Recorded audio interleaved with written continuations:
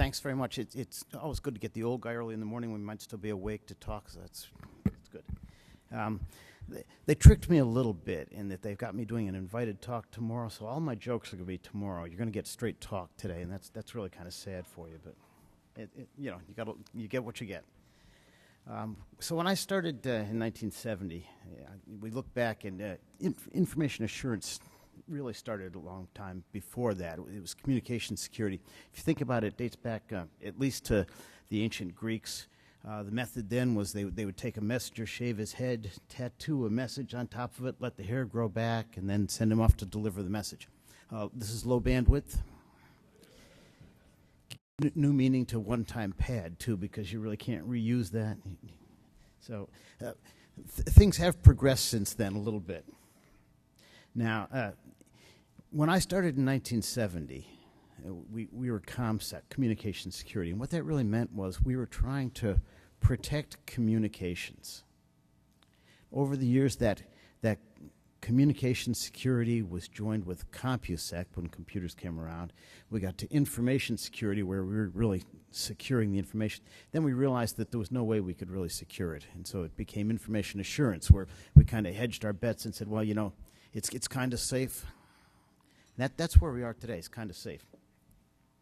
Now, if you think about when this really became important, it was back in the early wars, where communications were used to align troops, tell them when to do things, when not to do things. So even back in the Civil War, if you look in our museum, we have some really nice examples of the communication security that was used back then. Really came to light in World War II, where we had Enigma and Purple. If you're familiar with that, the Germans had a machine called Enigma, and they were communicating over that cipher. It was a rotor machine. They were taking out a lot of planes and a lot of ships, and it was tough. The Germans knew there was a weakness in Enigma. They didn't think that anybody would spend the money to actually exploit it. Well, Poland knew about the weakness, and they told the UK and the US. We actually spent quite a bit of money building special-purpose devices called the bomb to break this. There's an example of the bomb in the museum if you want to see it. It's actually set up to break. At the end of the war, the Russians took the Enigmas and started using them. So the bomb in the museum is set up to break the Russian version of Enigma, not the German version. But it would have worked. It could have been set up to break the German version. The mistake that the Germans made was thinking that no one would spend the money to go after their communications. Because if you think about it, if you're losing ships and planes, it's worth a lot of money to stop losing those ships and planes. And the U.S. spent that money, and that was a turning point in the war. It's huge. So after World War II, we decided, we really don't ever want to be in that position where we think our communications are secure because we don't think people are going to exploit them. National Security Agency was set up, and the emphasis was on security. Security was their middle name, so that was where they were. Very different than today's world.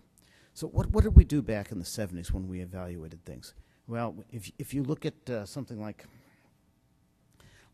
Vinson. Vinson was a handheld radio, used the Seville key generator, and there's a Vinson in the museum. If you ever get back east and see any of these things, you'll be surprised. And it was a nice little handheld radio. It was pretty secure.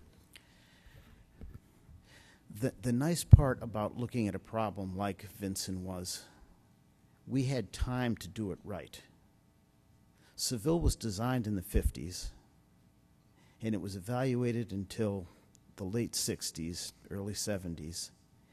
Then it was implemented in Vinson, and then we continued to evaluate the implementation because the adversary is never going after the actual algorithm. They're going after the algorithm as it's implemented, and you have to understand that. The implementation is much more than just the algorithm. It's the whole system, and unfortunately that also includes people, and people are always the weak link. But Seville, over time, it was neat. I was part of the evaluation team of Seville. It was great to be a Crippy back then because cryptography ruled. Cryptography could actually protect communications. And we believe that crypto is still pretty good. So when we looked at Vincent, what did we do? Well, we evaluated the logic for about 10 years to make sure that we couldn't think of anything that we could do against it. And it was really neat to work on that harder problem. When you were a crypty back then working on cryptography, the solutions, the things that you found were really hard science.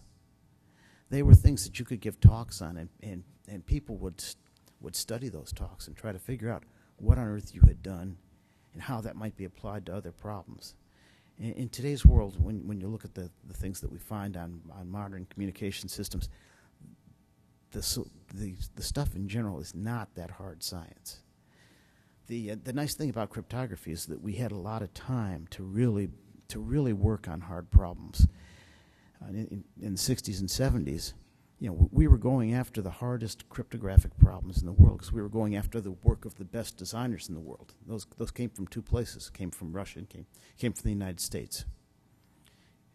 Yeah, it was interesting working with those. There were only a couple of designers in both places, and they were really good. So one of the key aspects was geography, what you had to protect. So back in Greece, the geography meant how far could that messenger travel in delivering his message. But back when we got to World War II, geography was a much bigger problem. You could talk from Washington to Europe. You could talk throughout Europe down to Africa. You had to coordinate things. It was a much different problem. At the same time, it was a simple problem. When I had that handheld radio that I was evaluating, that handheld radio was going to be held by 6 people out in the field.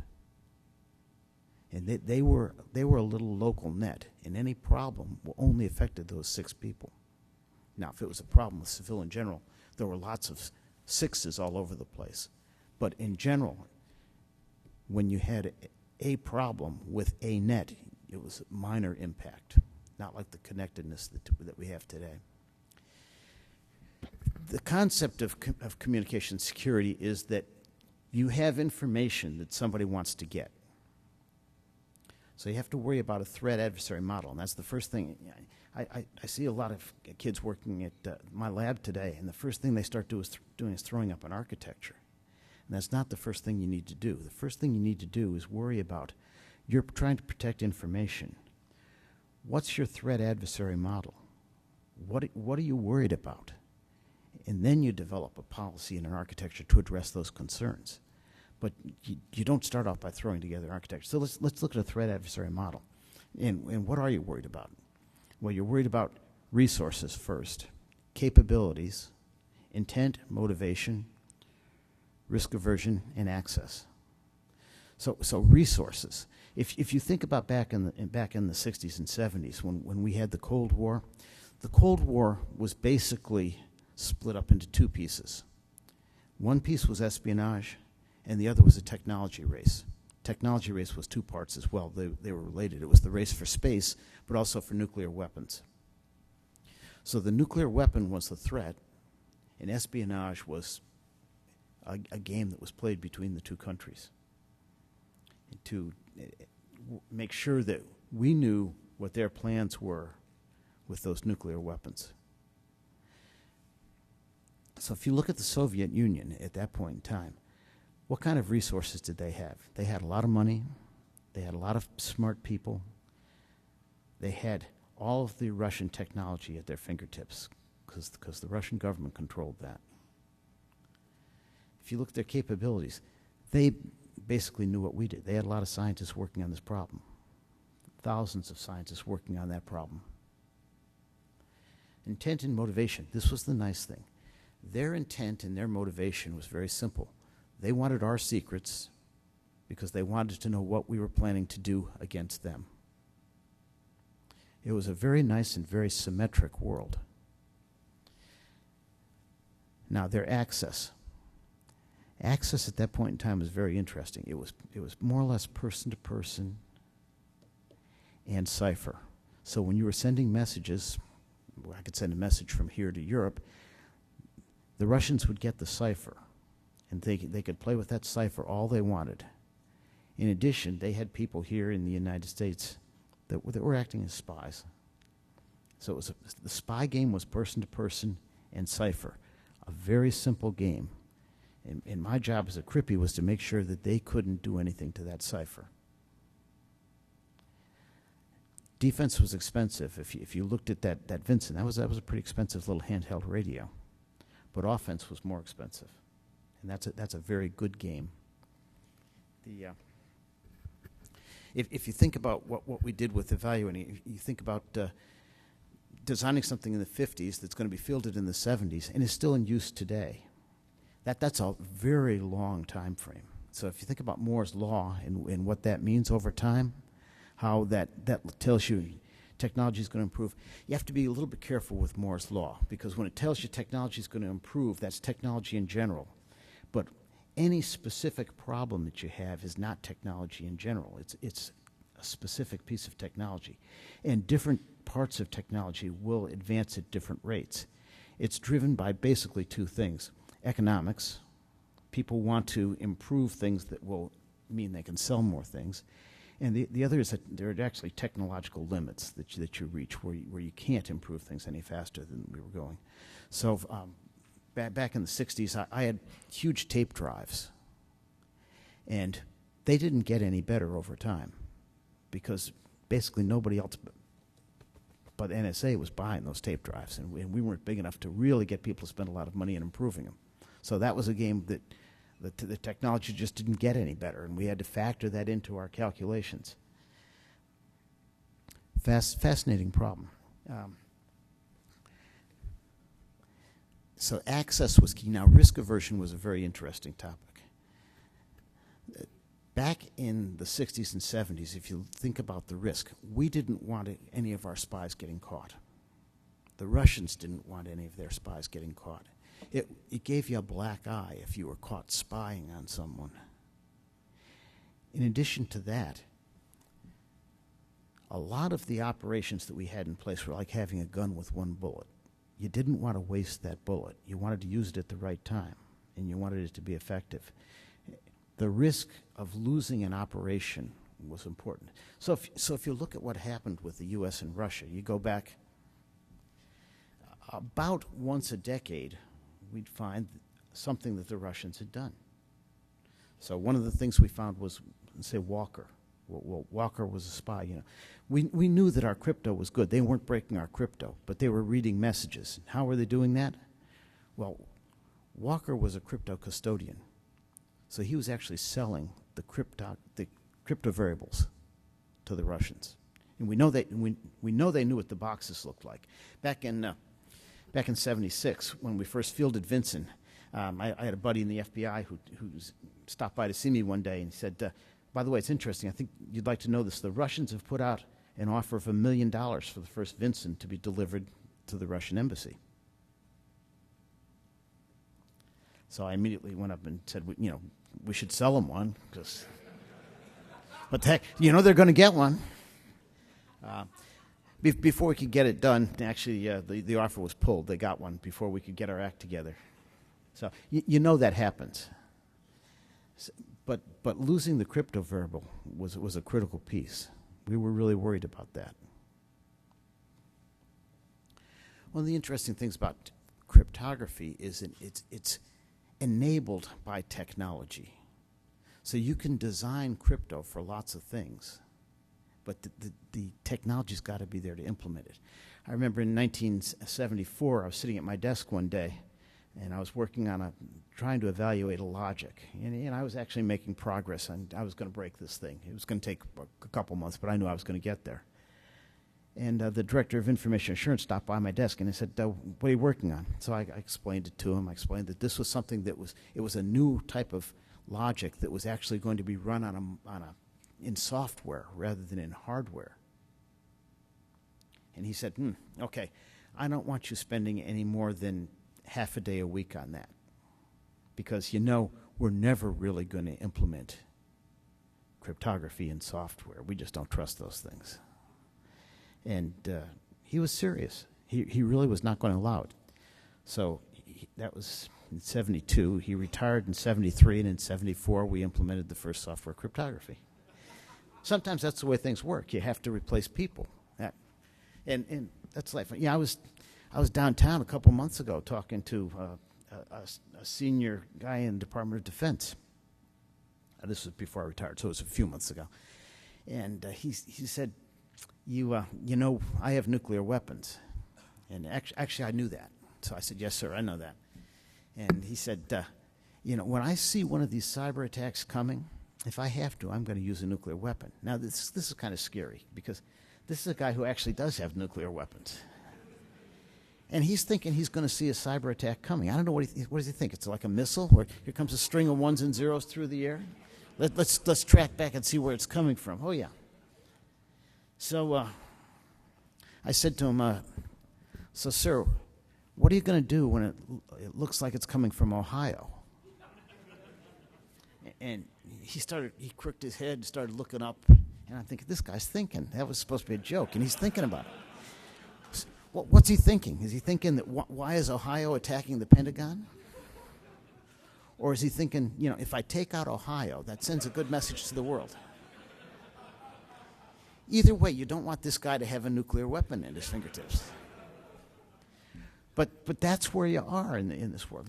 People are too important a part of any system.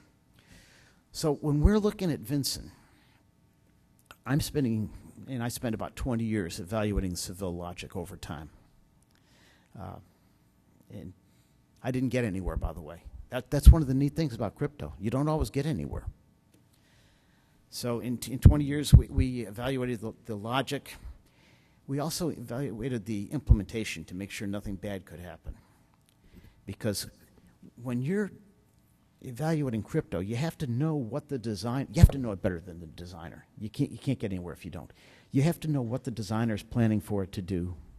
You have to know what it's going to do that might be different than what the designer's planning. And you have to know what you can make it do that's still different than that. So we took the engineering diagrams for Vinson. Now, Vinson was old, so it was made of gates and register stages. We went through and we failed every input and every output mentally of the gates and the register stages. It took about 6 months to go through and figure out everything that could happen bad to that Seville, to that implementation of Seville, to that Vinson. We looked at it, and everything bad we fixed before we put it out in the field. And if we couldn't fix it, we alarmed it. So if it happened bad, it would shut off. Because we took it really seriously. We knew the Russians were going to throw everything they had at that logic. And we didn't want to compromise the security of that communication. Can you imagine trying to do that today with say, an operating system? 50 million lines, 60 million lines. You're going to fix everything before you field it? Not in my lifetime. It's just not going to happen.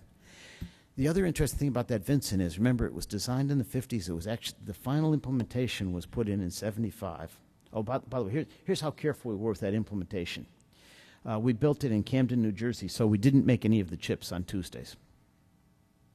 And I assume you guys West Coast? Okay.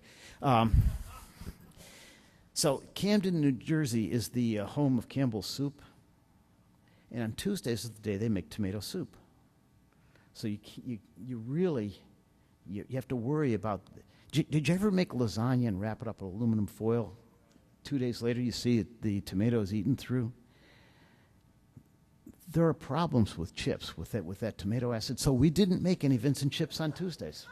That's how careful we were. Vinson was fielded in the 70s. It hasn't changed. We believe it's still secure. The neat thing about Vinson is it's got the configuration control really simple. It's got an on-off switch. It's got plain cipher. So as long as you're in cipher, on-off, it's secure either way. Now, your laptop, you know, it's got an on-off switch. If you put it off, it's secure. If you put it on, it's not. If you've got a cell phone or a PDA, it's got an on-off switch. If you turn it off, it's not secure. If you turn it on, it's not secure. So things haven't gotten better. I've got a a lot of things we know about the Russians, because I've got a buddy. His name's Victor Shameoff. He was the director of information assurance in the 70s for the KGB. So he, free agency in sports. He came over in 1980, joined our team. Welcome addition. We needed a guy with his expertise. So I worked with him for a few years. It's been fun. Every once in a while, he's retired, I'm retired, but we get together about once a month and eat crab cakes, and we talk about the good old days when it was just them and us. And we don't talk a lot about what we did to each other, but there's some undertones there of what we used to do. One of the neat things we talk about is the honor among spies that there was back then, that there was a line in the sand, and you knew that no one was going beyond that line. So I wasn't worried about the Russians coming and kidnapping me or anything like that. What I was worried about was the Russians taking advantage of our people. And that means, I'm going to talk a little bit about that tomorrow, life as a target. But you didn't want to give them that opportunity. The idea of honor among spies, I think is really an important concept. We knew what the rules were. We knew what the Russians would do, and we knew that they wouldn't go outside those rules. So if you were over in Moscow, you knew you were safe. Moscow was the one city that I felt no problems walking around, because there were 3 guys in front of me. I didn't know which 3 guys they were. And there were 3 guys behind me, and I didn't know which 3 they were. But I knew nobody was going to get it within 6 feet of me because they didn't want me talking to anybody.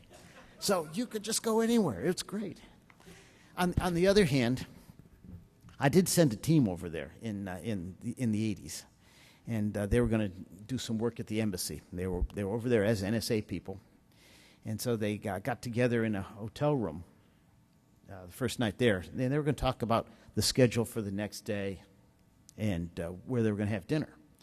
So they'd been together for about 5 minutes, and there was a knock on the door. And there was a guy from the hotel, and he said, I brought you a copying machine in case you want to make a copy of something. He brought it in, plugged it in. Now, when's the last time you were in a hotel and somebody brought you a copy? This is a great hotel, but nobody brought me a copying machine last night. And so luckily, my guys were engineers. They knew exactly what to do to counter this problem. They unplugged it. And then they took a blanket off the bed and covered it up just to, defense in layers. And 10 minutes later, there was a knock on the door. And it's a guy from the same guy from the hotel with a copying machine. He said, I brought you a new copying machine. That one's not working.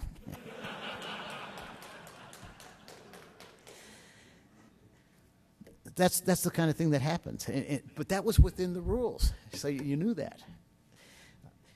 It's an interesting life. So you get about once a decade, you get a problem like that.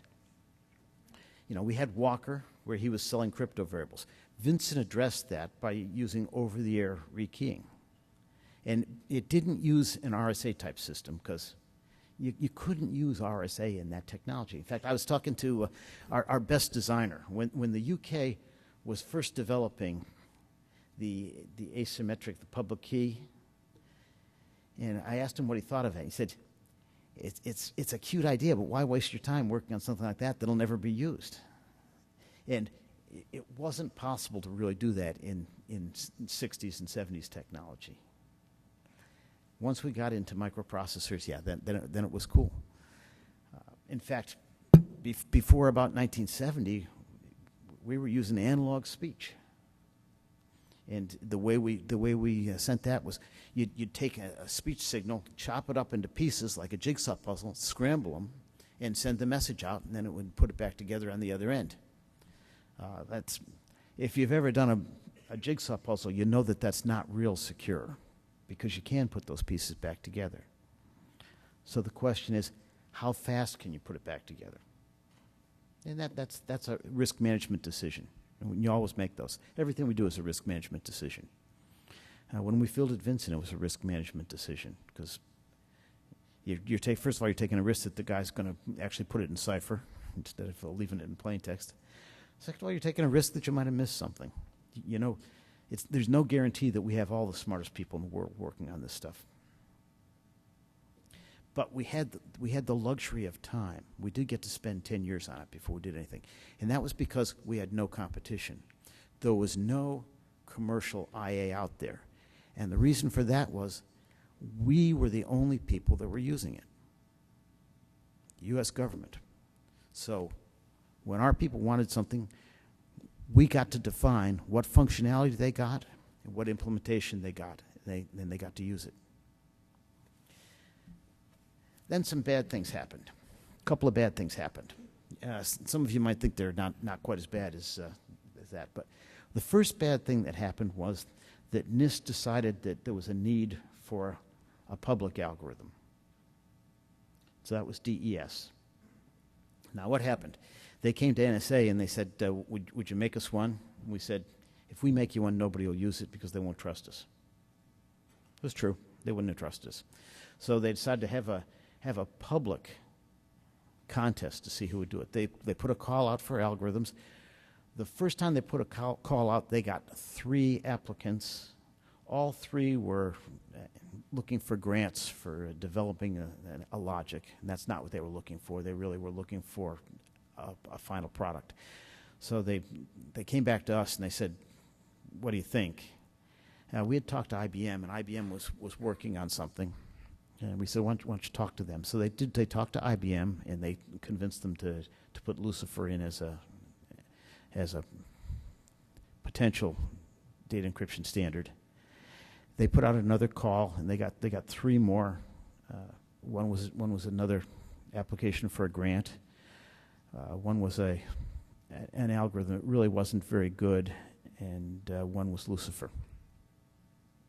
So Lucifer went out for public scrutiny. And that was very interesting.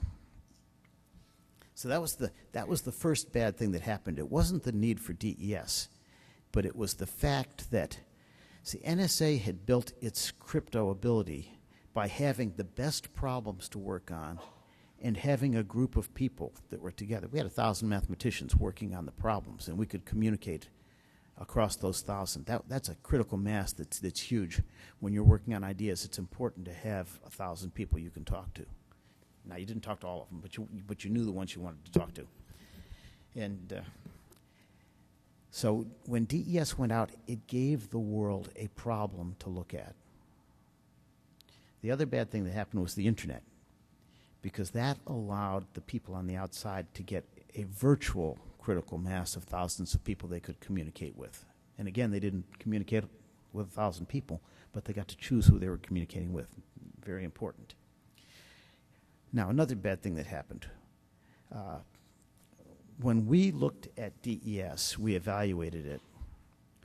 One of the things we saw, if you're familiar with DES, it's got these little S boxes. There are permutations on the numbers 0 through 15. When you look at those permutations on the numbers 0 through 15 are going to look funny. It's like looking at a baseball player's at bats over the years. You're going to see streaks, and it looks like it's streaky because the human eye tends to find non-random and random. So permutations on the numbers 0 through 15, you're always going to find funny things in those permutations. The problem with DES was we knew of differential cryptanalysis. And so there were 8 criteria that we had used to generate the S boxes. And NSA had a 9th criteria that essentially blocked differential cryptanalysis.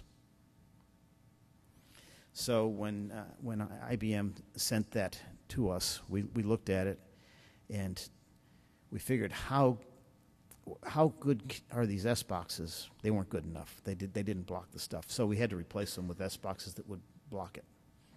So when they got it back, they said, this is a change. And yeah, it was a change. The world knew that there was a change, and so the world figured that we had put a back door in these S boxes. Now, this was the best thing that could have happened to us. Right? Because the one concern NSA had was that the world was going to start using DES, and we weren't going to be able to read it. So when everybody was afraid that we had put a trap door in it, that was cool, because that meant people were afraid to use it. And Then, of course, Beham and Shamir found the attack quite a bit later. I think it was about 1990 that they actually found that. You're familiar with that? It was that they had looked at field first, and they saw this differential cryptanalysis thing, and then they went back and they figured, well, let's look at these S boxes. And so there was a lot of work done proving that these weren't random S boxes. Based on the 8 criteria that were published, that's true, they weren't. Based on the 9th, they were. They went back and they regenerated a bunch of sets of random S boxes on the 8 public criteria. And they applied differential cryptanalysis to DES, and they found that it worked on every one of those random sets of S boxes. So they said, and this was pretty neat. They actually nailed it in their paper. They said there was a 9th criteria that blocked this. Must have been something like this. And they said that when we thought they had introduced a trapdoor, what they had actually done was blocked this attack, which is actually exactly right. I remember I was sitting with Adi Shamir at dinner a couple of years ago, and he pulled out a laptop and showed me all the correspondence he had with people around the world as they were applying differential cryptanalysis to DES. And it was fun to read that old stuff. Who the heck who carries that stuff to dinner with them? But, Adi does, apparently. But we had a fun time talking about it. Yeah, he had another neat thing. He gave a talk, and he flashed up. He had sent what we typically refer to as a nut letter, because I get a lot of letters from people. When I was at NSA, I used to get a lot of letters from people who had the great new idea, and most of the time, they're not so great. You get compression schemes where a guy says, I can compress 40,000 bits to 1, and I'm thinking, oh, that's pretty good. So I talked to the guy, and he says, yep, I can do it. And I said, well, if you got a short message, you're going to compress it down to like 1 bit. You have a few of those 40,000 bit messages that compress to 1 bit. How do you go back the other way? He says, I store the information in the magic zap space. And I think, yeah, okay, that's good. That's very good. But every once in a while you get a letter like this one, and it's Adi had sent some ideas in, and the director sent them to me, and so I analyzed it, and they were good ideas. And so I wrote a nice letter back thanking him, telling him what was good about it. Of course, I didn't get to sign the letter. The director signed it and sent it out, and Adi flashed this up on the screen. He said, I got this letter from the director of NSA. And I'm thinking, yeah, if only you knew. The director probably didn't even read it. but that's life. So that DES, that was a huge change, because suddenly there was a need for crypto outside of the DoD. And that put a strain on us, because there was suddenly commercial was coming out. How do you evaluate commercial stuff? So prior to then, we had a 2-element assurance model. It had intrinsic assurance and extrinsic assurance. We designed it right. We had people whose whole job was design security. And we built it right. We had lines that didn't work on Tuesdays because we were worried about Tuesdays. They were only used for our stuff. Everybody who was on those lines had clearances. Now clearance you got to take with a grain of salt, because how many spies can you name? I can name about a half dozen. One of the interesting characteristics is that they're all U.S. citizens who had top secret clearances. Right, so I mean that's a problem. But still, you do what you can do. Those days were gone with DES, and of course you have people again. We made that stuff really easy for people to use. DES wasn't quite as easy. I remember we were talking to a big bank one time, and this is just one of those things that makes you want to go home and cry. I'm talking to the head of security for the bank, and he's pointing out, this is where we use DES, and this is where we use DES, and this is where we use DES. So I said, that's pretty cool. What's your key management scheme? He said, That's the good news. We don't need a key management scheme because it came with key. Now, that's scary. The other scary thing is he was apparently talking to other people. Right? So that's life. I was out here on the West Coast about 10 years ago talking to a vice president of a big company. And he was vice president of research. And we were actually, it was a one-on-one. We were having a pretty good time, joking around. About 45 minutes into it, he reached over and he whacked me. He whacked me hard on the knee. He said, you information assurance guys are a pain in the ass. I said, it's my job. And he said, yeah, the only good thing about you guys is no matter what kind of security you guys put in place, my guys are smart enough to get around it. And you know that's true. There's a lot of that goes on. I see that as well. One of the things you have to do with your security policy, your rules, you have to make sure that the people understand why those rules are there. If you saw Buckshot Yankee a couple years ago, one of our problems is that our new soldiers are too smart. They're too familiar with this modern technology. So when we gave them a series of 10 steps of things they had to do with those thumb drives, they knew they didn't really need to do all 10, that they could skip several of them and it wouldn't impact anything, except, of course, security. But it did save them a little time, and that's what cost us. It's those risk management decisions that'll kill you. You do have to live with that.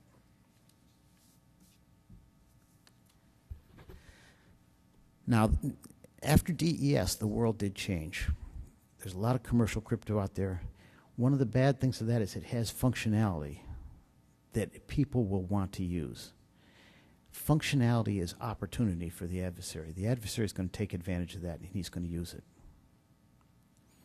Vincent, I got to study for 10 years. Hasn't changed since 1976. You look at stuff today, gets patched every Tuesday.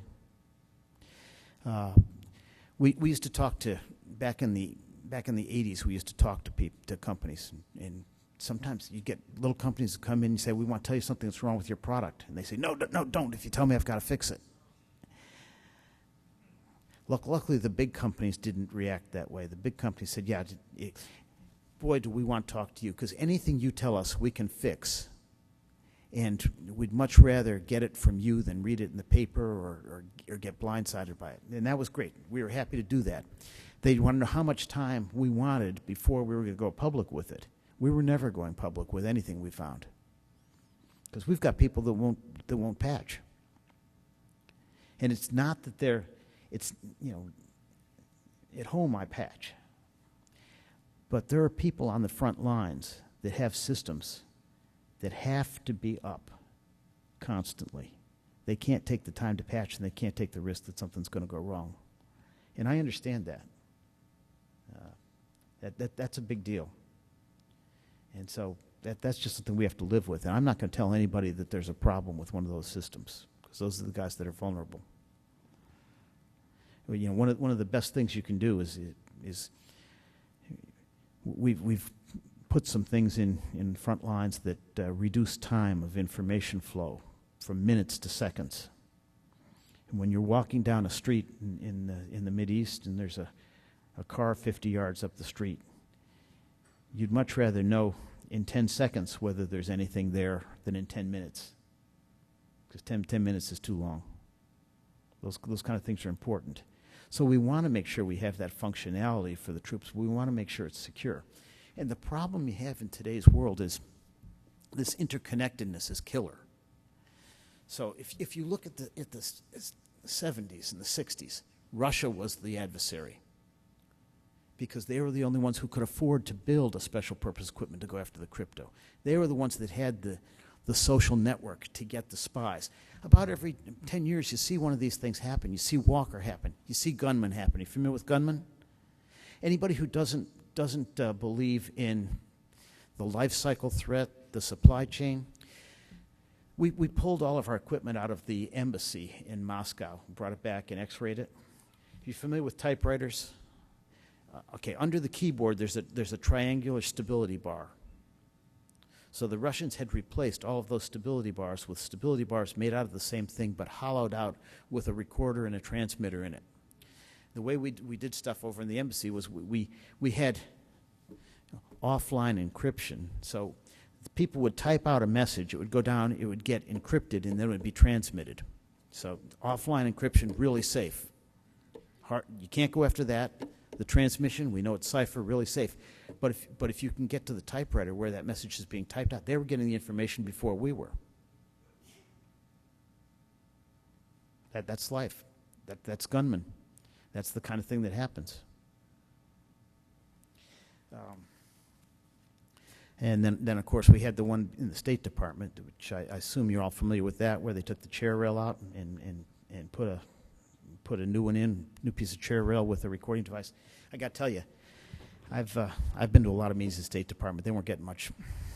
Yeah, I hope that's not being recorded. But anyway, you know how they caught the guy who was doing that? It was interesting. A D.C. policeman saw him, and he was doing something very, very strange.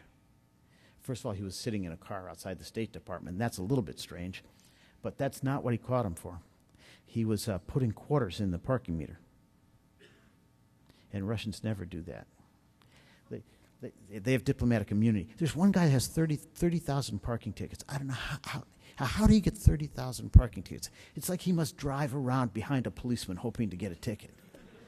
But so he's got 30,000 parking tickets. But this guy was putting quarters in the machine. So he watched him, and he kept playing with a box of Kleenex in the back seat. So he called the FBI, and they looked, and the recording device was in the box of Kleenex. And that kind of thing happens. So about once a decade, you get these things with a Walker. Martin and Mitchell. Martin and Mitchell were interesting. You may not have heard of them. They were NSA guys who defected from the research organization. That was quite a while ago. So it's about once a decade that you have these things. Now, in today's world, we've really had to change. We're going to commercial products. That's the way we are. And information assurance is still an important aspect of that. Not only for us, but for everybody else who's using it. So how are you going to think that you have security there? Well, you still want to try to build it right. Where's it being built? You know, it's software. It's all over the world. Bad things do happen. We've found intentional bugs. We know they're intentional. You can tell just by looking at the code. A lot of times, if you see the code and it doesn't match the documentation, you know something's gone wrong. Somebody's trying to lead you astray. So you find that. We've found files that aren't supposed to be there. That's kind of weird. We've found open source stuff where we've talked to the people who posted it, and they say that's not the code that I posted. So somebody fixed it for them, and you know they'll point to the bad parts as being additions. That's not so good. You see that all the time. So you can still try to evaluate stuff, but with patches, remote maintenance, you'd have to be evaluating it every week, and you can't do that. So you'd like it to be good, but you don't have the same confidence in that intrinsic security that you did. Extrinsic, evaluate it. You don't have 20 years to evaluate this stuff. It's going out. It's already out. If you look at our NIAP, our Common Criteria Evaluation, where we do evaluate commercial things, the interesting thing is that we've evaluated a large number of commercial products. None of them have been available for purchase when we finish the evaluation. They've all been changed. Yeah, they've been patched. There's a new version out because it takes a year and a half. They're just not the same. As far as having source code, you know, what are you going to do with that much source code? It's hard. It can be helpful, but having that source code, running a lot of tools, there's been a lot of neat work on commercial tools that can look for problems. I think it was the University of Wisconsin did some fascinating work that said one of the things about the commercial tools is that they all find different problems, but they're all from the same family, and there are families of problems that aren't found. You do need to have people looking as well as machines. So that's important. But those two are not enough. So we've added two more elements of the assurance model. One is configuration and maintenance. It's implementation security, where you really need to keep it up to date. You need to patch. You need to monitor. You need to go in there and look at the logs, make sure that you're doing things. I talk to people all the time that you ask them about those logs and they never look at them. What good is it if you're not looking at it? You're going to find something. You find you've been had for a year. You go back and see when it started. Yeah, that's good. And that's the kind of thing you find. I think it's about 7% of the intrusions that are found have been in place for over a year. We had one where some country was in, and again, you don't know whether it's the nation state or an individual or some other nation state pretending to be that nation state, but somebody was in, and they were in so deep that we had to just shut down the system and clean it out. About a week later, we thought it was all rebuilt, brought it back up, and an hour later, everything was back.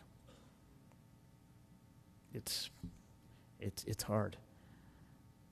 So the fourth layer that we've added is the hunt layer. It says you've got to understand that the first three layers aren't enough to keep you safe. You've got to go in there constantly and look for the adversary. Try to identify anything that looks funny. And that's really important. It's also really hard. Those four layers, that's where we are. If you think about how interesting it was when it was just us and the Russians, and that was a good life. We were going up against the best, and it was really hard problems. The problems are simple today. I was talking to one of my friends who's a computer security guy, and he's actually the best attack guy I know. And I was telling him, let me backstep for just a second. Back when we first started looking at commercial crypto stuff, we used to do counts as one of our metrics. It's a terrible metric, but we used to do counts because you can't count things. So we'd count the attacks that we found, the crypto attacks that we found, and we were counting the signal attacks that we found, Tempest type stuff. And we would report that up to the front office. And we do it every 3 months, and we'd come up with 2 or 3 in each one of those cases, and not always big ones. But then when we started counting the CompuSec the first month, I got a 2 and I got a 3 from the crypto guys and the signals guys, and then I got 1,504 from the software people. And that's out of whack. And I said, well, how do you get so many? And they said, oh, it's easy. You go in, you say, let's find one here today, and you go in and you look at that code, and there it is. It's just not hard. And so I was talking to this really good guy, and I was saying, I have to really bust to find something. Sometimes it takes me 2 or 3 years to find something on a logic. You're going after low-hanging fruit. He said, nah, I'm not going after low-hanging fruit. The software developers, they're picking the fruit, packaging it, putting it in a box, and leaving it there for me. I'm just picking it up off the ground.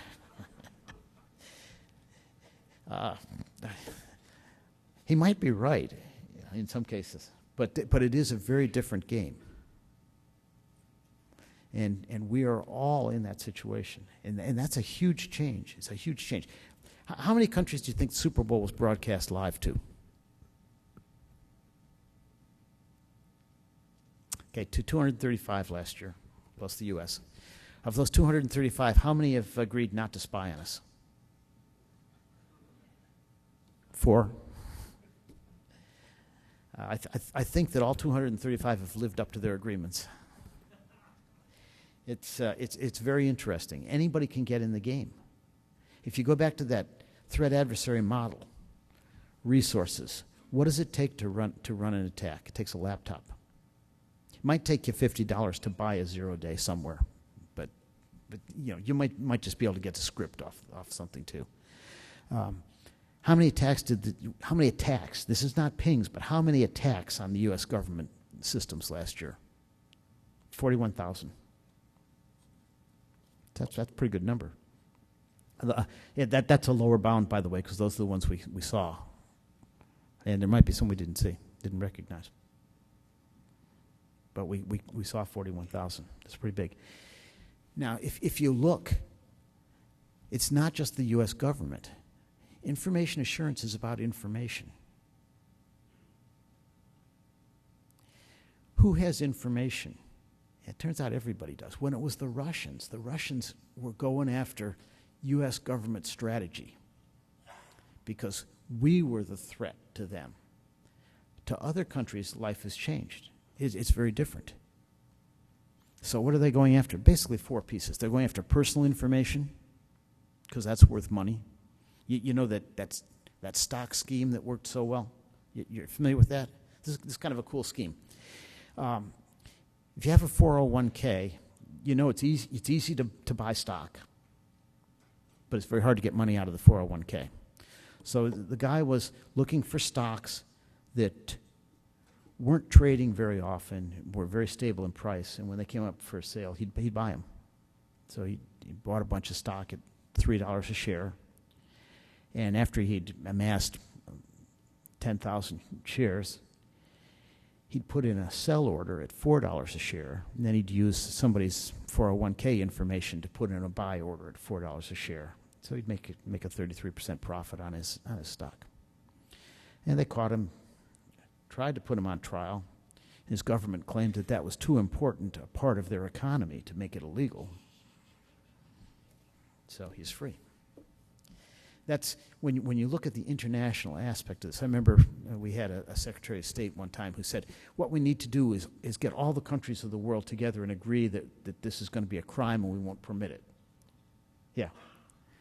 I think the chances of that happening are relatively small, considering that all of those governments are actually participating.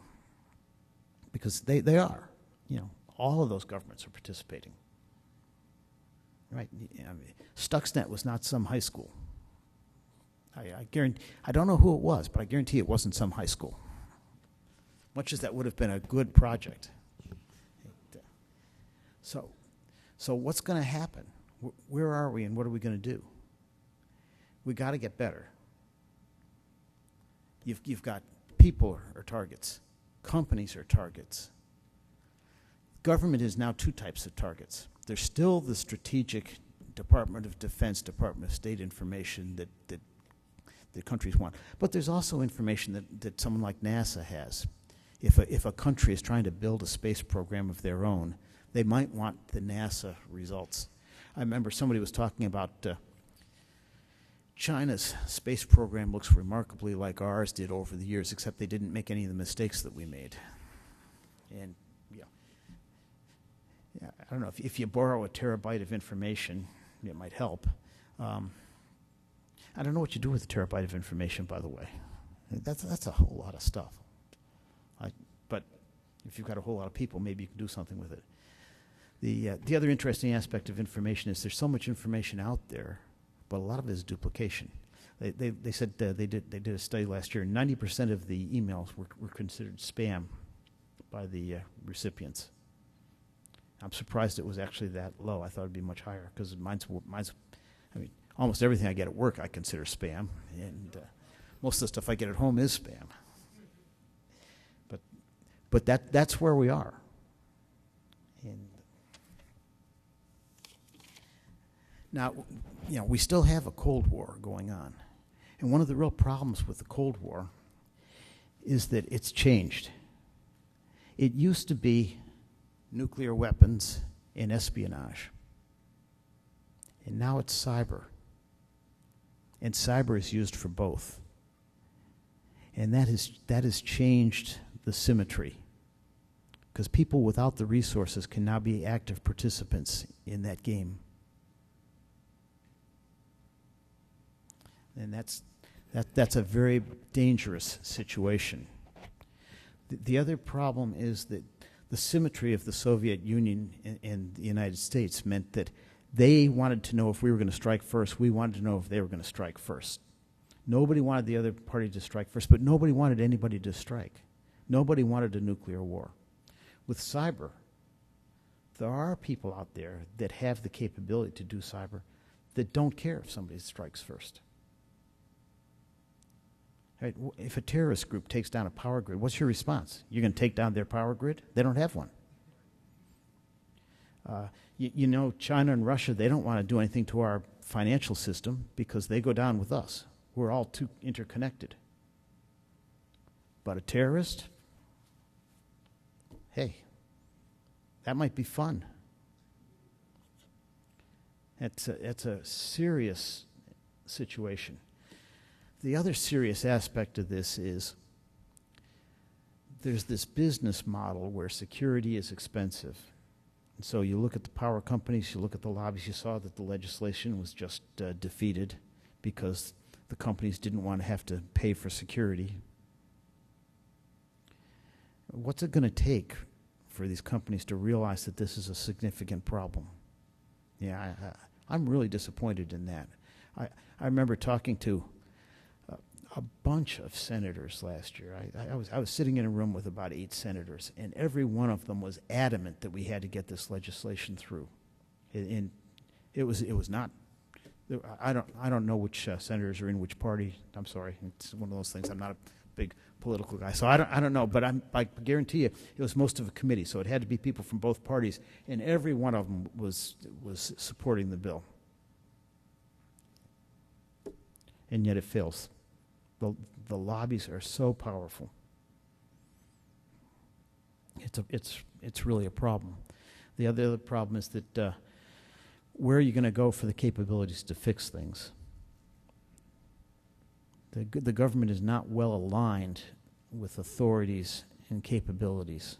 Times have changed. The authorities are really old. If you look at the authorities for CIA and NSA, they talk about CIA has authority for information at rest, and NSA has authority for information in motion.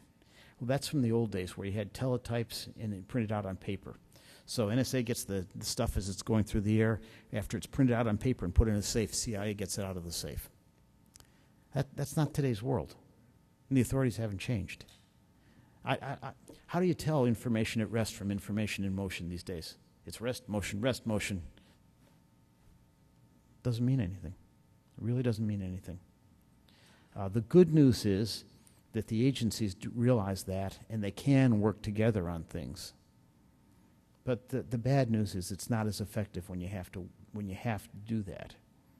It'd be more effective if you could actually align the authorities with the capabilities to try to solve some of the problems we have.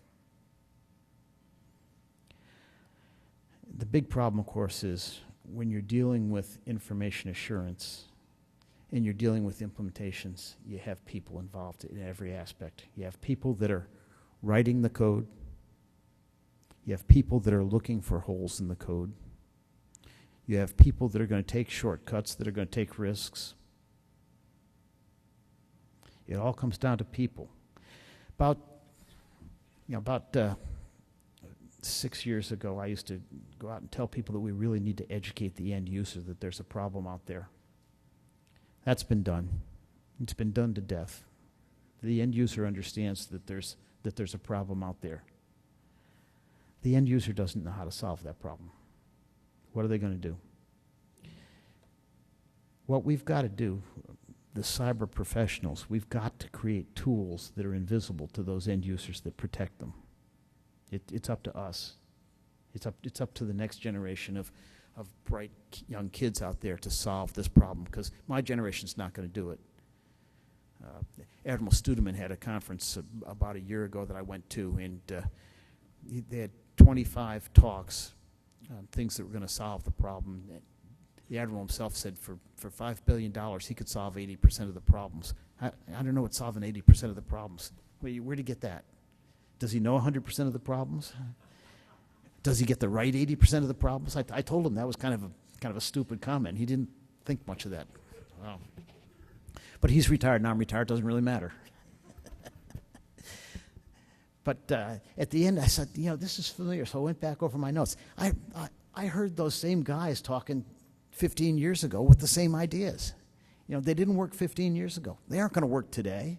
We got to get some bright kids in there with some new ideas of how we take this on and how we actually address this challenge, how we protect this country. That was the neat thing about crypto 20 years ago, 30 years ago, 40 years ago. Crypto was powerful enough that it really could do a decent job of protecting the communications. The reason was the stuff was so simple that nobody could do anything to it. It's a radio. It's got an on-off switch. You turn it on and you talk. There's not much that an adversary can do. He can't send anything to it to change that. All he can do is send it garbage that it sounds like noise. Today's world is very different. That functionality, it makes it so easy for the adversary to get in, and they can manipulate you. The other thing that's dangerous is that risk management. All the users make risk management decisions. We all make them all the time, right? Everything you do in life is a risk management decision, right? You eat dinner at night. You're going to complain about the food. Risk management decision. More than that, you go to cross the street. You look and see you've got a light. You're going to walk across the street. Risk management decision. Because there are cars that will run that light. If you think about a forward observer, he's got two things he's got to do. He's got to stay alive and he's got to complete the mission. Everything else is risk management. And yet that forward observer, he's got a laptop. It's connected to the Pentagon. And every time he makes a risk management decision, he shares that decision with guys downtown. And they don't even know that they're sharing it. Same thing is true at home, if you've got kids. I was talking to Scott Charney, who's vice president in charge of vulnerability mitigation for Microsoft. And we used to talk about how we got to educate the user. And he said, I was talking to him a couple of years ago, and he said, you're right, that idea we had, that was really dumb. He said, I'm in a sandwich generation right now. I've got a 4-year-old. He loves to use the computer. He looks at videos, he laughs, looks at animal pictures. Every once in a while, a little screen pops up in the middle of his picture. He can't read, he's only 4. But he knows if he clicks OK, he gets to look at his picture, so he clicks OK. Right? He said, my mother just retired. She was a biology professor. She travels all over the country, all over the world. Every time she's planning a trip, she looks at what's at museums, what's at shows, what kind of shopping there is, what kind of tourist attractions. Every once in a while, one of these screens pops up in the middle of her planning. He said, so he watched her. He said she starts reading it. She gets closer and closer to the screen. She reads it for about 2 minutes. Then she shrugs and hits OK. Because she knows it's saying something, but she doesn't know what she can do about it. And she's going on a trip. He said,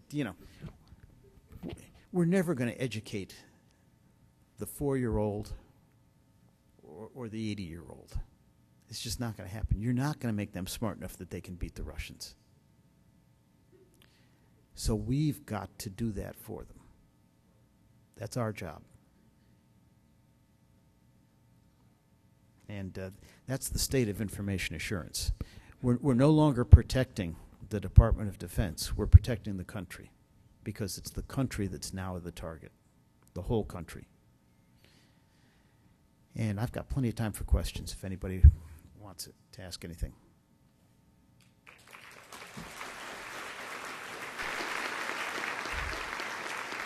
And that was just about an hour with no watch management.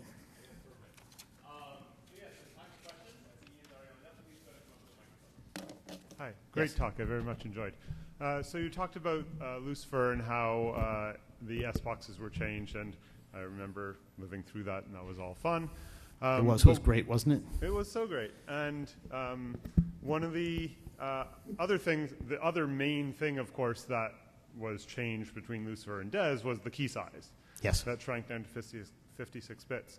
Is there anything interesting, funny you can say about that? Yeah, I can say a lot of things about that. First of all, let me say that this was all classified until, I believe it was 2010. I was having dinner with Art Coviello, and it was I believe it was the 20th or 30th anniversary of the RSA conference coming up. And he said, I'd like to have a good talk. And I said, how about if I get the DES story declassified? So I got it declassified for RSA. And it was time. I wanted an excuse to get that story declassified because I was the last guy at NSA who had worked on it. And it was going to die. The story was going to die if we didn't get it out. There was going to be nobody to tell it. So, yeah, 56. I lost my thing. Yeah, 56 was chosen very carefully. It was chosen for two reasons. We had an agreement with NIST that we would evaluate the algorithm and we would make sure that the algorithm had exactly as much, at least as much strength as the advertised strength. And you're familiar with the Beham and Shamir work that shows that DES is about 56 bits of strength. If we had 128 bits of crypto variable in there, it still would have been about 56 bits of strength. So we did some serious work and looked at what our threat adversary model was. We looked at how long we expected DES to be used with that threat adversary model. And we calculated that if we told NIST they could use it till 1990, 56 bits would be adequate. We could live up to our agreement about it being as strong as advertised, whereas if we had gone out with 128, it wouldn't have been. So we came up with that agreement between the people that were in charge at the time. I was not in. There were a lot of the conversations I was not in on, but as developing this talk, I got to see a lot of notes that. And let me tell you another story about DES. There were a lot of teams working on this, and a lot of people didn't know anybody else was working on it. I was when I was doing this talk, I was talking to my best friend, a guy I worked with every day, and it turned out he was on a team that I didn't know existed that was working on DES when I was evaluating DES. But they had a lot of different independent teams working it to make sure we didn't miss anything. And then I went back, and he actually had some notes from meetings with the guy who was the lead information assurance guy, one-on-ones with the director, where they went over this to decide what was the right amount. And the director said, you got to tell me how much I need and how much I can get away with and still be honest. And so they told him 56 is going to be honest, and it's only going to take you out to 1990. So that was the story. And I'll tell you, if you ask 12 people, you get 12 different stories about where it came from. But those are the notes from a meeting with the director where he made the decision, and they were background for the memo that he signed that said 56 bits. So I got to believe that that's somewhat accurate. There are other interesting stories. If you think of I spent about 15 minutes talking to Hellman, and he was, why didn't you change the key schedule? We had an agreement with NIST that we wouldn't change things we didn't have to change. I spent 2 years trying to attack that key schedule. And there was 2 very frustrating years because it looked simple enough that it had to be breakable. I couldn't get anywhere. And there's this whole idea of you don't want to make things too complicated because you might miss a problem. And so if you can keep it simple, evaluate it, and don't find a problem, keep it simple. And that's why we didn't change the key schedule. Great. I think you've been waiting a while, and we'll come over this. Thank you. I'm Doug Roberts with RTI International. I also enjoyed your talk very much. I wonder if we could go back to Stuxnet for a minute, which you said would make a great high school project. I agree. But that's an interesting piece of code. If you've studied it and read the reports on it, maybe you've seen classified versions. I have not. But the consensus opinion seems to be that Stuxnet was sufficiently sophisticated and complex and targeted that it had to have been sponsored by a state or states. I wonder if you'd say a few words about that. It really is sophisticated. It was very carefully crafted so that if you think back to the Morris worm, the problem with the Morris worm was that he thought he could control it and he couldn't, and it went wild. Stuxnet was very carefully crafted so that it would only impact its target. It really was a nice piece of work. I'll tell you, I'm used by NSA to talk to the press quite a bit. I'm still used. And so I've made it a personal choice not to look at any classified reports on anything in that area. So I'm with you on that. But I have read all the unclassified stuff. It certainly would seem to me that it takes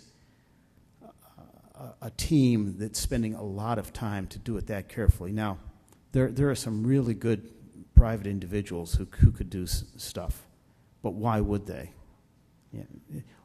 Occam's razor says, yeah, that's a nation state, or a group of nation states working together. You don't know.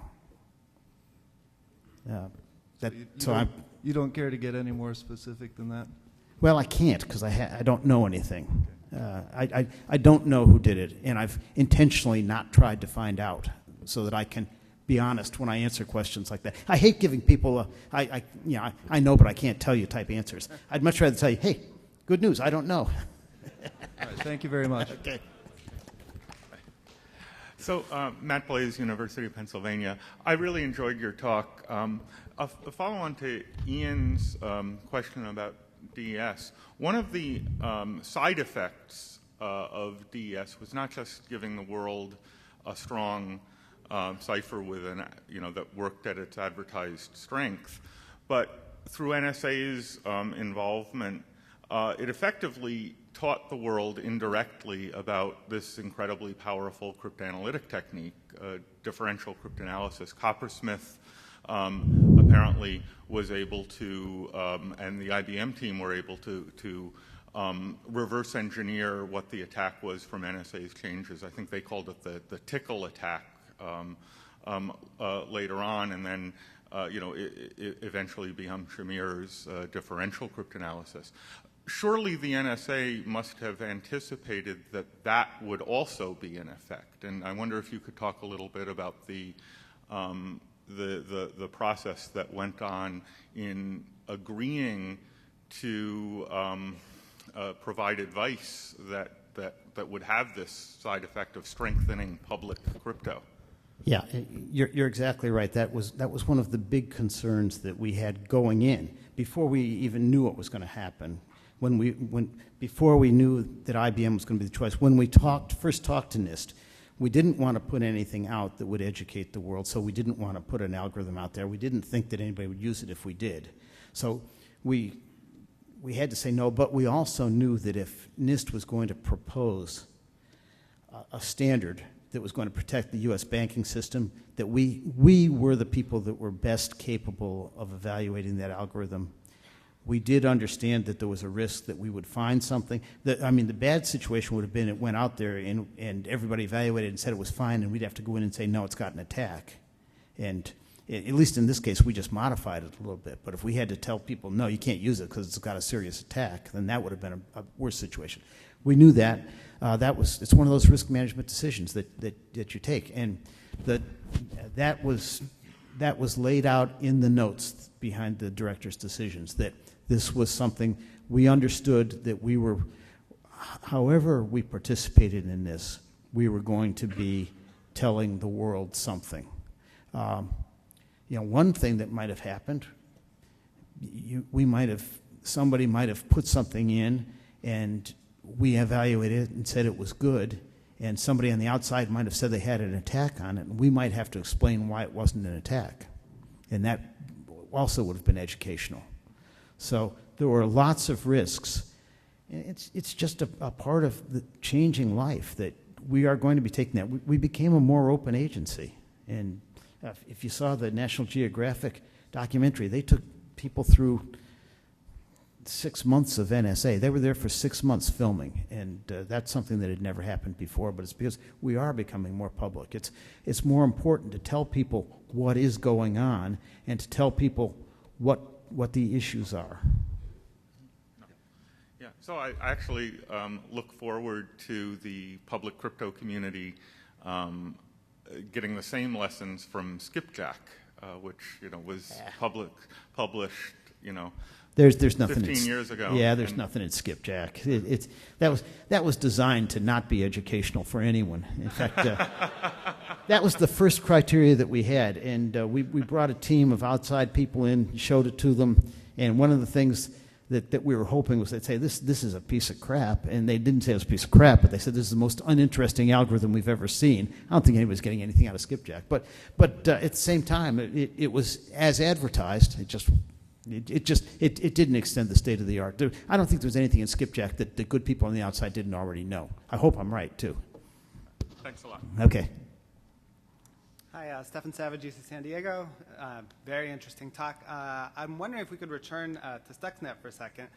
I'm actually not interested in talking about who wrote Stuxnet. Okay. There's a different aspect of it that I think is interesting. So earlier on, you talked about honor among spies and the line and the importance of a threat model and so forth. And I'm wondering if you could comment about your sense of where that line is vis-a-vis Stuxnet now that we have public demonstration of physical side effects through computational attacks that seems like they have ramifications in a lot of different spaces, and if there is an honor among cyber spies today, or if that's kind of an open field. Yeah, I'll give you a little history on that. Back in the 70s, I worked very, very closely with the SIGINT community on problems. I was brought in to look at logics, to look at things, and I was not allowed to know certain things. Like I wasn't allowed to know what country or who the target was or anything like that. I was given a problem, but not that information. And this was back before you got software. So I would get papers on something, and they would look like Swiss cheese. Somebody had taken an X-Acto knife and cut out anything that would give me information that I wasn't allowed to have. Okay, so one of the things I would do is, as an information assurance guy, I'm looking very far ahead, and I'm figuring out there's always a creep. There's a technology creep. There's a usage creep. There's functionality creep. Everything creeps, and in the 70s, I was running active attacks, chosen input attacks, which everybody knows about, and nothing interesting there, except for the fact that SIGINT, when I would propose one of those to them, you can have this thing easily, just do this. And they'd say, we can't do that because that's an act of war. Okay? In the 80s, that suddenly changed. It was no longer an act of war. So I believe that there's still a line in the sand with the Russians. I don't believe that line is there with anyone else. I think that the Russians and the U.S. still have that honorable agreement as the two heavyweights in the game, and everybody else is pushing that line. You know, you talk to countries. The Russians didn't want to get caught doing things, but you talk to other countries, and they say, yeah, we tried. China hasn't been doing that. They've been saying that was private citizens, that wasn't us, but you know it's them. If you look at the Shady Rat report, that's really laid out very, very nicely. So yeah, that line is really drifting. I was giving a talk at the Air Force Academy, a classified talk, about 2 years ago, and I got a really interesting question.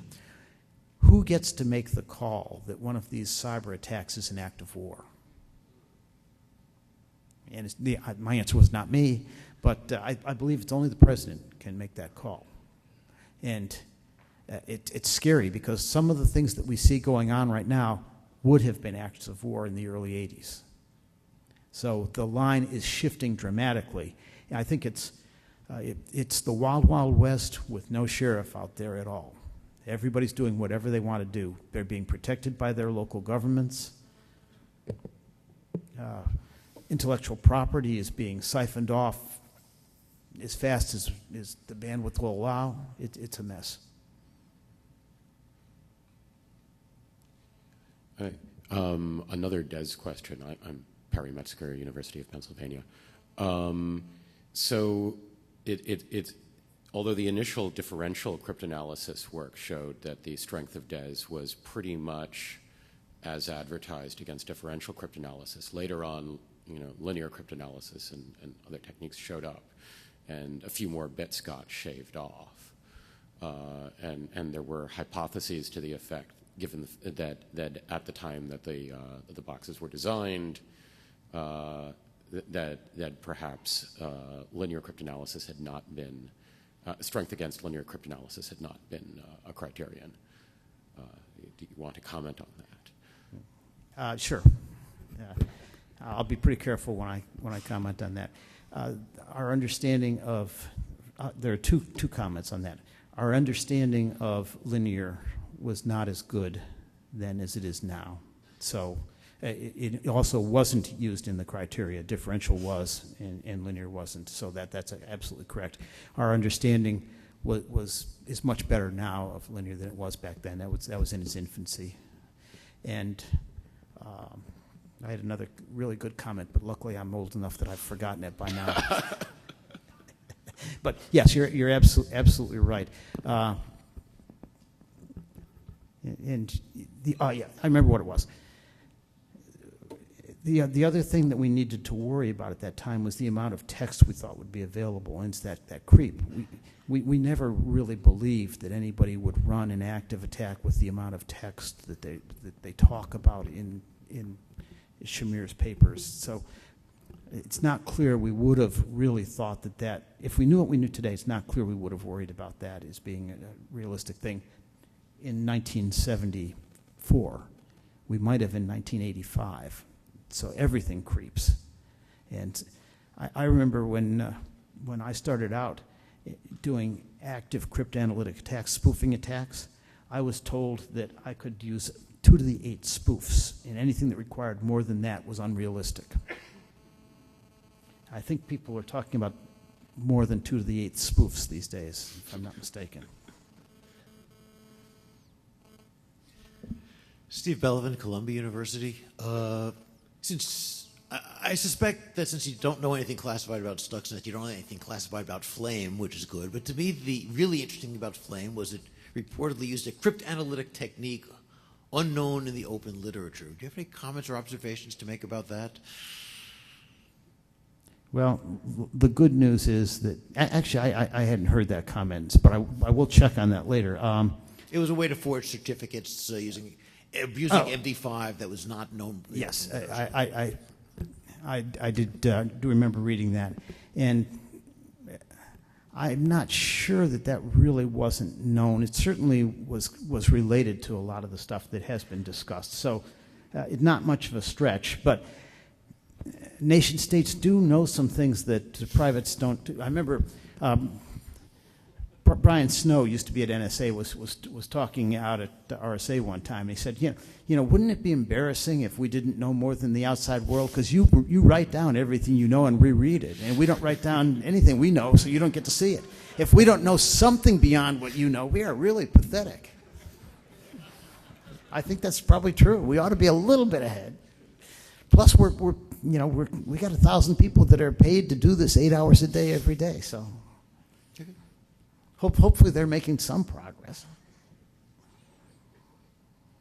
Hi, Yossi Oren, Tel Aviv University. Thanks for the amazing talk and I guess for your service as well to a lot of important things.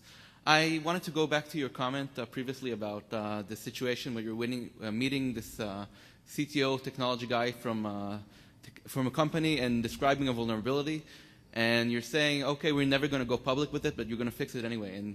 And you're getting respect because you're the NSA. And I wanted to hear your comments about this whole discussion about the ethical disclosure, responsible disclosure. Because if you're a white hat hacker and you go to a company, say Amazon, and you say there's a vulnerability, you always risk the chance that nobody's going to do anything about it. And it's the only weapon actually you have is threatening to go live with it. And sometimes that's not even enough. Sometimes you have to go further than the threat. So I'm really curious to hear, what do you think is the right and ethical thing to do when you have a vulnerability in your hand? Yeah, and you're absolutely right. Having a business card that said NSA on it got me in the door, and it got me listened to, because they knew if I went public with it, people were going to pay attention. Yeah. I was never going to threaten to do that, but I didn't have to. I know a lot of white hat guys who have exactly that problem. They've gone to companies, they get ignored, they don't even get answered. It's not like they're told to go away, that nothing happens. I feel bad for them. I think that the threat of going public is sometimes the only thing they feel they can do. The other thing you can do is go to somebody like CERT or NSA with the information. If NSA gets information from the outside, we treat it seriously. We will take it to the company. We don't claim it's ours. We pass on the credit to the company from the people who do it. So I don't like the idea of going public. I understand that it may be a last resort, but it is not the right approach. On the other hand,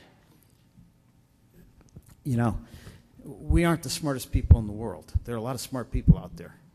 And other people may well know of things that we discover, and they may not be telling the companies. They may be using them. So it's important to get these things fixed. And unfortunately, after you get it fixed, a lot of U.S. users won't be fixing it anyway. So there's no good answer in this game.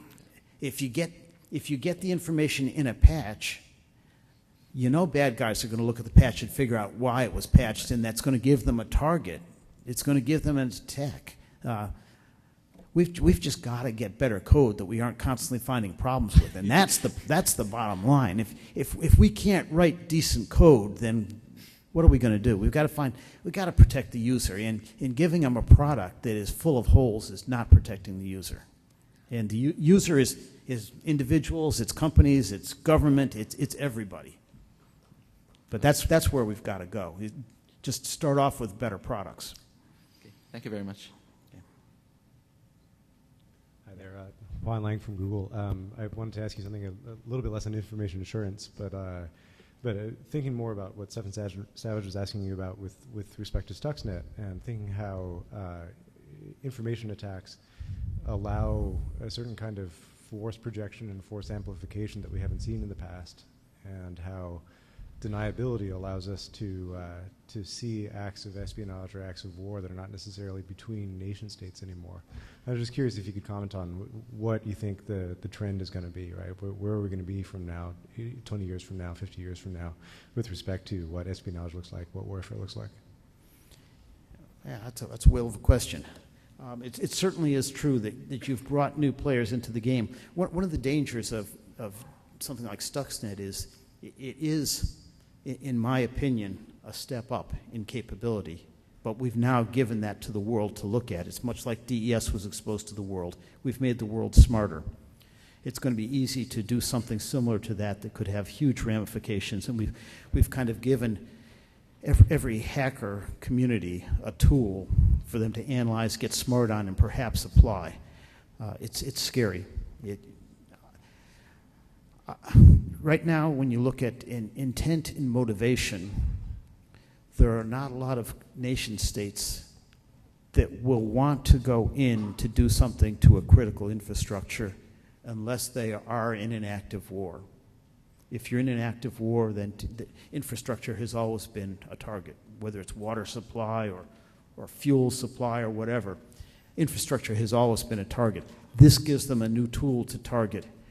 The problem is it gives a terrorist group that. Now, the intent and motivation of terrorists has typically been something that's very splashy, very quick, very dramatic, that makes headlines. Taking out a power grid, it won't be that fast, it won't be that dramatic, it won't be that splashy. It'll take time for people to die because of that. That doesn't mean it won't happen. It doesn't mean their intent and motivation won't modify. It's a scary world that we're in, and it's only getting scarier. We're getting more and more interconnected, more and more vulnerable. We rely more and more on things like remote maintenance that allow paths in for an adversary. So yeah, it's not a pretty world we're getting to. I like the old days of you had a bomb shelter in your basement better. Thanks. Hi, I'm Zach Tatlock from UC San Diego. One theme you've really hammered on is battling this plague of security vulnerabilities from software bugs. And you mentioned earlier that there are automated tools that find bugs, but they don't find all the bugs we care about. So an alternate approach is to actually formally verify the software, to prove it correct in full detail. And I was wondering if you could comment about the feasibility of that approach.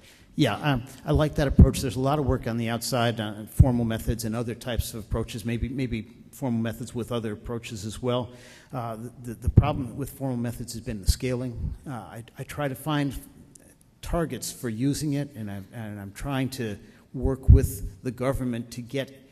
We have at Johns Hopkins, we have a group of people that are working formal methods. We're trying to get the government to use that. When you're rewriting code, you weren't sure that the old code was right. You're rewriting little things.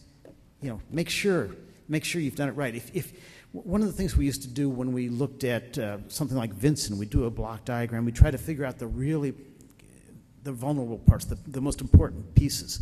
If we can separate those pieces and try to verify those pieces, like on a missile or on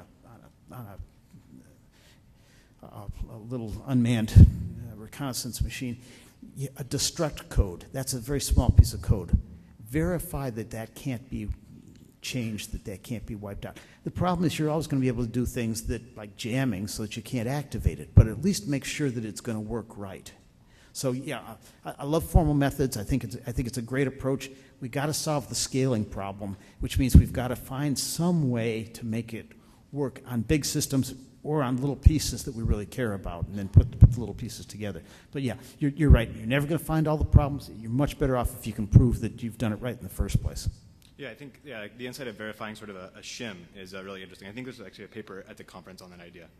Yeah, thanks a lot. I really enjoyed the talk. Thank you.